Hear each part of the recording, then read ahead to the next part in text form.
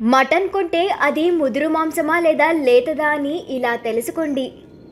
మటన్లో వివిధ భాగాలకు వివిధ ప్రయోజనాలు ఉన్నప్పటికీ మటన్ కొనేటప్పుడు ఏ భాగాన్ని అడిగి కొనాలో మీకు తెలుసా? తెలియకపోతే ఈ వీడియోను మీరు కంప్లీట్గా చూడండి. ఇతర మాంసాహార ఆహారాల కంటే మటన్లో ఐరన్ ఎక్కువగా ఉంటుంది. అదేవిధంగా ఇందులో విటమిన్ B12, నియోసిన్, సెలీనియం వంటి పోషకాలు కూడా ఉంటాయి. అదేవిధంగా సంతృప్త కొవ్వులు గుండె జబ్బుల ప్రమాదాన్ని కూడా పెంచుతాయి. అసంతృప్త కొవ్వులు శరీరంలో మంచి కొవ్వుల పరిమాణాన్ని పెంచుతాయి.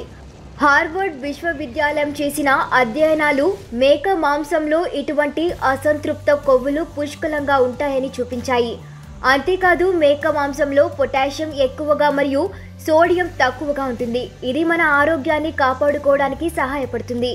ఇక మటన్ను ఎలా కొనాలంటే, మీరు ఎప్పుడు మటన్ కొంటే అది ముదురు మాంసమా లేత మేక కొనే ముందు దీనిపై దృష్టి పెట్టాలి. కసాయి దుకాణంలో వేలాడుతున్న మటన్లో రక్తం ఉందా అది చూడాలి. అందులో రక్తం ఉంటే ఆ మాంసం పాతది లేదా అనారోగ్యకరమైనది అని అర్థం. మేకకు అనారోగ్యం ఉంటేనే ఈ ప్రదేశాలలో రక్తం నిలిచిపోతుంది. అదేవిధంగా మేక చనిపోయిన తర్వాత కూడా దానిని వధించినా ఆ మాంసంలో రక్తం ఉంటుంది. కాబట్టి కొద్దిగా రక్తం కనిపించినా కూడా ఆ మాంసాన్ని కొనకండి.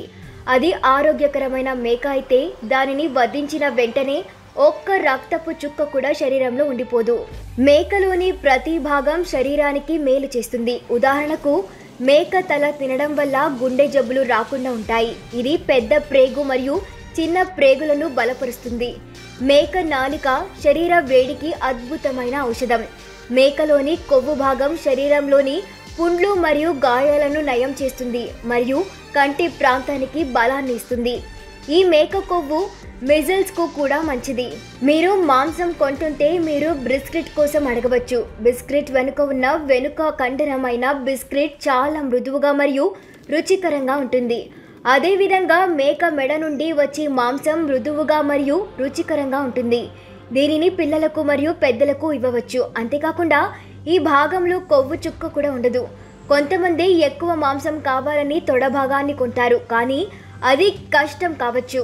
కాబట్టి మాంసం కొనేటప్పుడు మీరు రొమ్ము లేదా వీపు లేదా మెడను అడగవచ్చు.